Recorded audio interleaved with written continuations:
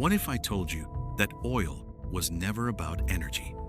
What if the black liquid buried beneath deserts and oceans was never meant to power cars, but to control nations? For over a century, wars have been explained with flags, ideologies, terrorism, freedom. Markets rise and fall because of supply and demand. Prices spike because of instability. Recessions come and go because cycles are natural. But what if those explanations are only the surface? What if oil is not fuel but leverage? A silent weapon, a pressure valve, a switch that can heat economies or freeze them overnight. Some conflicts begin with gunfire. Others begin with a phone call between ministers, a production cut, a quiet agreement behind polished doors. And when oil moves, governments tremble. Tonight, we are not talking about pipelines or refineries. We are talking about power, about who turns the tap and who gets thirsty. Because the war over oil never stopped. It simply became invisible. And once you see it, every crisis will look different. Before oil ruled the world, power had a different shape. Empires were built on land, gold, and manpower. Kings measured strength in armies and harvests. Control meant territory. Trade routes were lifelines. Whoever commanded the seas commanded commerce. Then came the industrial age. Coal lit factories, steam-powered ships, machines replaced muscle. But coal had limits: heavy, inefficient, local. Oil changed everything. In the early 20th century, navies shifted from coal to oil because it was lighter, faster, more efficient. The British Empire, once fueled by coal, began securing oil fields in Persia. The United States, rich in domestic reserves, realized something monumental. Whoever controlled oil controlled mobility, and mobility meant military supremacy. World War I and World War II proved it. Tanks, planes, submarines all drank oil. Armies stalled without it. Supply lines became arteries of survival. Leaders quickly understood oil wasn't just a resource. It was strategic dominance. After 1945, the world reorganized around energy. The United States emerged as a superpower with both industrial might and oil infrastructure. The Soviet Union held vast reserves across Siberia. Meanwhile, beneath the sands of the Middle East lay oceans of untapped crude. At first, Western oil companies, the so-called Seven Sisters, controlled production. They set prices, negotiated contracts, shaped economies. Countries with oil were often poor. Companies with oil were powerful. But resentment grew. In 1960, 5 nations, Iran, Iraq, Kuwait, Saudi Arabia, and Venezuela, formed the Organization of the Petroleum Exporting Countries. Organization of the Petroleum Exporting Countries was born from a simple idea. If oil was power, why should producers not wield it? The balance began to shift. A hidden order was forming, one where barrels replaced bullets and meetings replaced battlefields. The world was no longer divided only by ideology. It was divided by access to energy, and whoever coordinated that access could bend the global economy without firing a single shot. The first time the world truly understood oil as leverage was not on a battlefield. It was in 1973. When the Yom Kippur War erupted, several Arab nations decided to respond not only with diplomacy, but with production cuts. Oil exports to nations perceived as supporting Israel were restricted. The result? Prices quadrupled. Gas stations ran dry. Lines stretched for miles. Inflation surged. Western economies entered turmoil. But here is the deeper truth. The embargo was not just retaliation. It was demonstration. It showed that oil could be weaponized. OPEC had discovered its voice, and that voice could shake Wall Street, London, Tokyo. For the first time, energy producers dictated terms to industrial giants. Behind the scenes, governments scrambled. Strategic petroleum reserves were created. Diplomatic channels intensified. Intelligence agencies monitored production levels as if they were troop movements. Oil ministers became as influential as defense secretaries. Then came another shift. The Soviet Union, and later Russia, understood that exporting oil and gas to Europe meant political leverage. Pipelines were not just infrastructure, they were influence.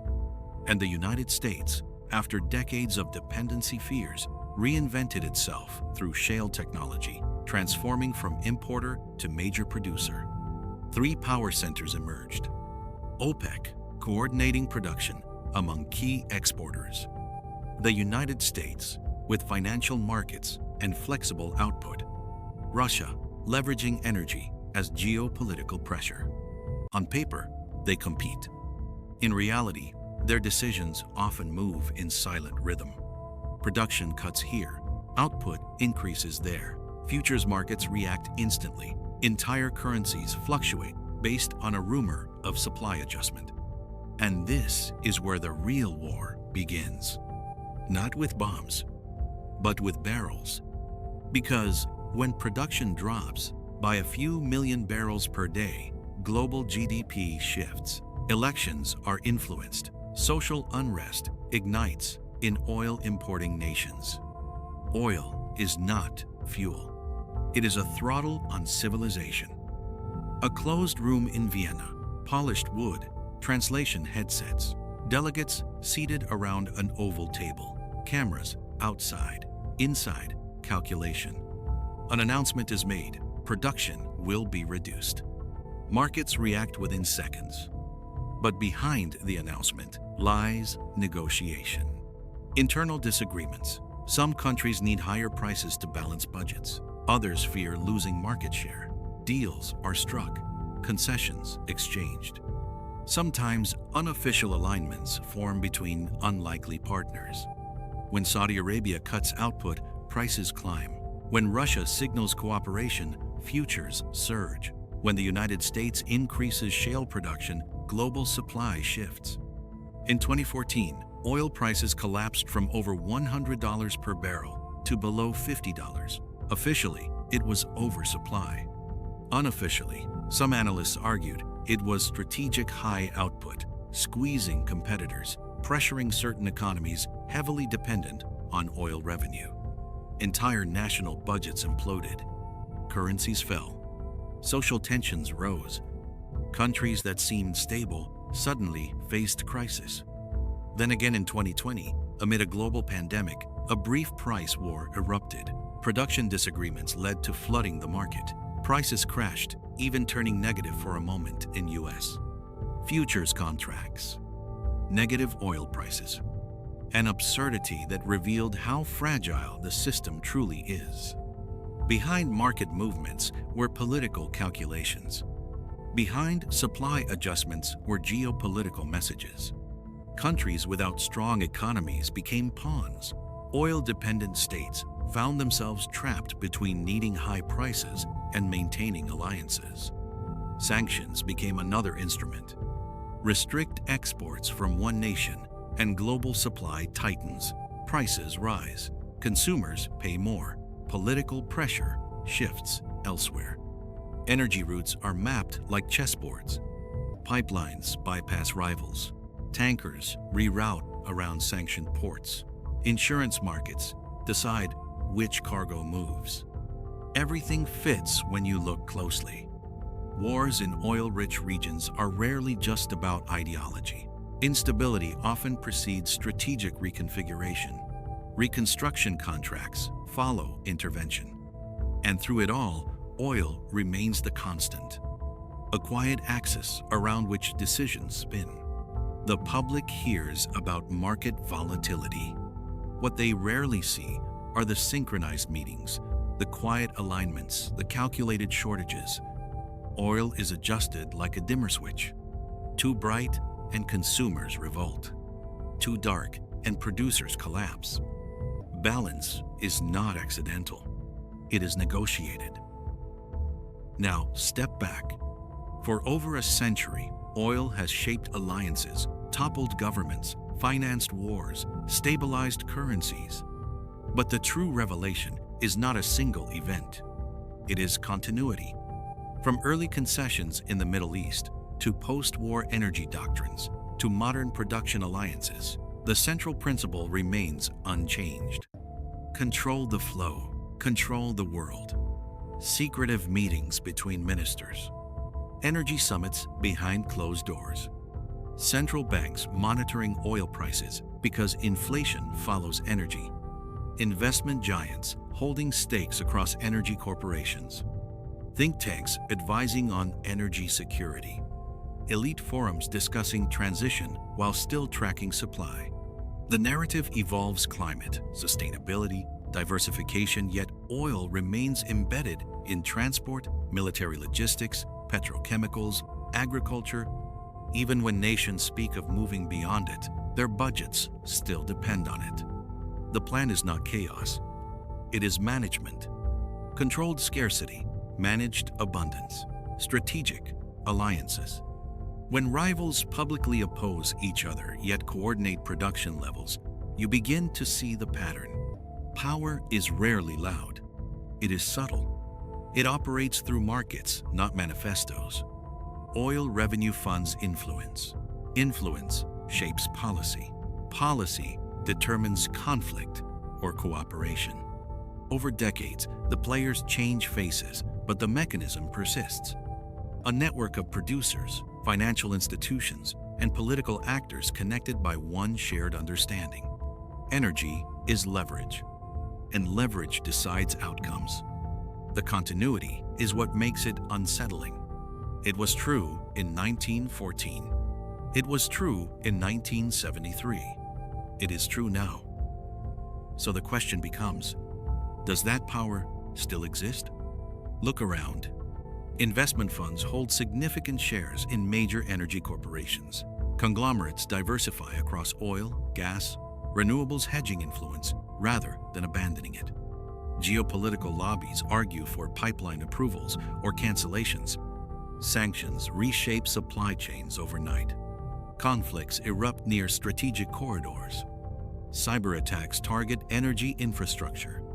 Prices spike and inflation follows.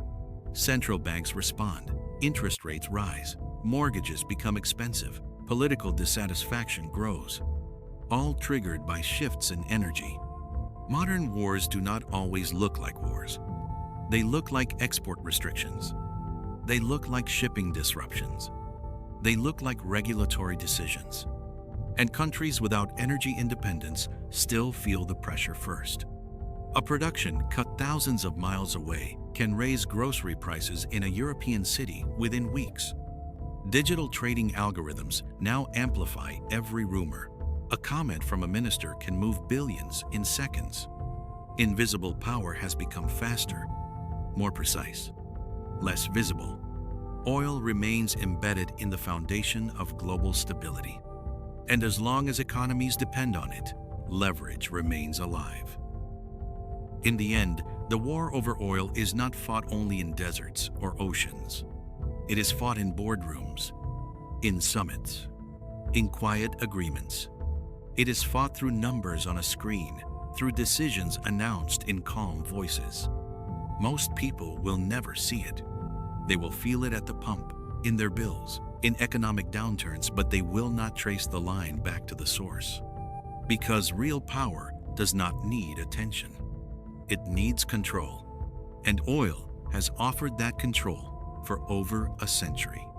So the next time markets crash, or a distant conflict suddenly dominates headlines, ask yourself, is this chaos or calibration? Because beneath the speeches, beyond the narratives, below the surface of geopolitics, one substance still determines alliances and fractures. It influences prosperity and collapse. It funds cooperation and confrontation. And in the quietest way possible, oil decides peace and war.